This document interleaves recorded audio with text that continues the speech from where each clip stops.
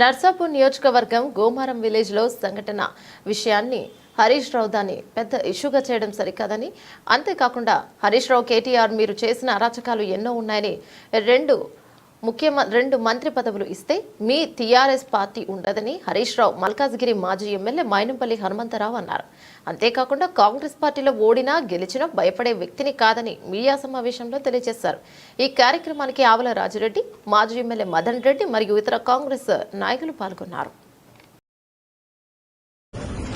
అరే పొద్దున పూట కేటీఆర్ గాంధీ బర్త్డే ఉంటే వాడు బర్త్డే కోని అలవకపోతుండే, రాత్రి పోయి రాజులతో దావత్లలో కలుస్తుండే, బర్త్డే ఆడతో సెలబ్రేట్ చేసుకుంటుండే. ఇప్పుడు ప్రభుత్వం మోగానే మళ్ళీ ఆంధ్ర తెలంగాణ అంటూ ఏంద్రాబాయ్ ఇది?